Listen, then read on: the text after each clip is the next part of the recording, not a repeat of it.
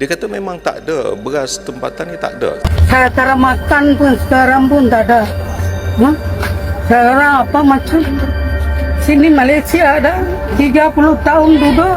Walaupun jumlah penduduk di Indonesia itu begitu ramai, tetapi soal makanan masih cukup.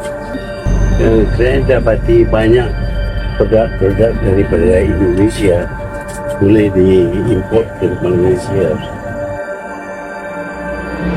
Krisis pangan di Malaysia membuat mantan Perdana Menteri Malaysia Mahathir Mohamad datang ke Indonesia menemui Jokowi. Mereka membahas mengenai kerjasama antara kedua negara.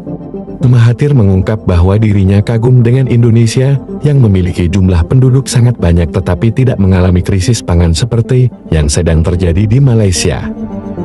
Mahathir juga mengatakan bahwa Malaysia akan mengimpor beberapa produk dari Indonesia yang selama ini Malaysia mengimpor dari negara lain. Perlu diketahui bahwa Malaysia sedang mengalami masalah kelangkaan beras yang membuat warganya sampai ada yang berebut hingga bertengkar demi mendapatkan beras. Saya cek, dia kata memang tak ada, beras tempatan ni tak ada. Saya tanya berapa lama dah, dia kata sudah hampir setahun, tak ada. Lepas tu yang menteri jawab, ada tapi masa jualan rahmah. Apakah hanya jualan rahmah saja? Apakah semua rakyat mesti pergi ke jualan rahmah? Jualan rahmah hanya dilakukan pada hari Minggu saja. Hari-hari lain 300 kampit dalam satu supermarket. Hari-hari lain ni macam mana? Oh, robo-robo habislah.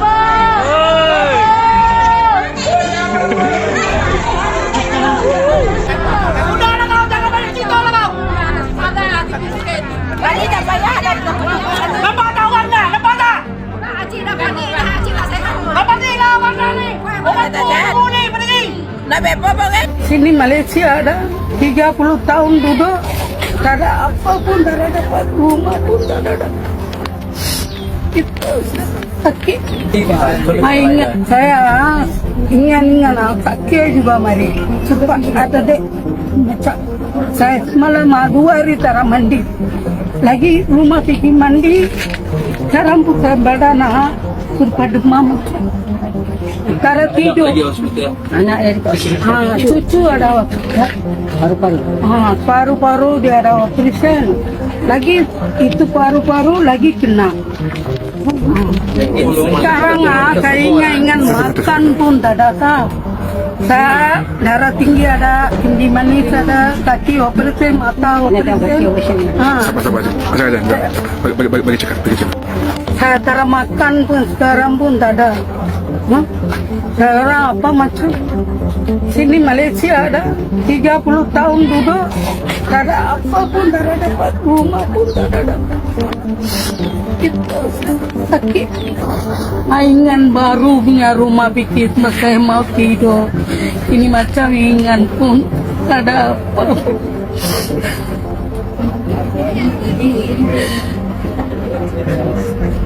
Berapa lama tunggu.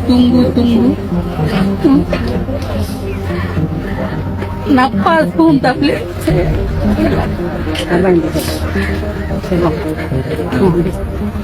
Okey, jom. Kita tunjuk apa. Isu beras tempatan bermula Sabtu ini 1 Mac 2025. Beras tempatan RM26 10 kilo akan berada di pasaraya kedai-kedai runcit. Jadi kepada yang gaji 7,000, 8,000 ke atas, janganlah berebut beli beras tempatan dengan golongan marhain yang hanya bergaji RM1,700 sebulan. Bagilah kat golongan B40 macam kami ni. Kartel ni kita dengar lama lah, telur kartel, ayam kartel, daging kartel. Soalnya kita mengatasi, kita berbincang dengan pihak semuanya sekali. Yang perkara yang saya nak sebut lagi sekali, para wartawan kena tolong, iaitu belilah beras ikut kadar biasa.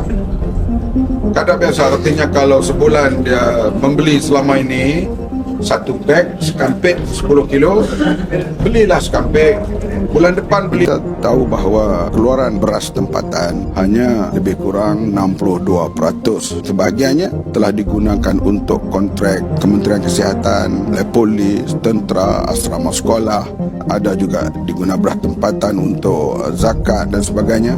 Maka dalam edaran sebenarnya hanya ada dalam lingkungan 50%. Selain daripada itu, kita menggunakan beras import. Kenapa sebelum ini kurang masalah? Kerana harga beras import dengan beras tempatan tak jauh lari. Kalau beras tempatan harganya dikawal RM26 untuk 10 kilo. Kalau beras import 30-31, mereka lebih gemar membeli beras import. Tetapi bila India mula mengurangkan ekspor beras putih kepada luar negara, maka harga beras putih naik mendadak sampai ke RM40. Kadang lebih dari RM40. Pengguna mencari beras murah.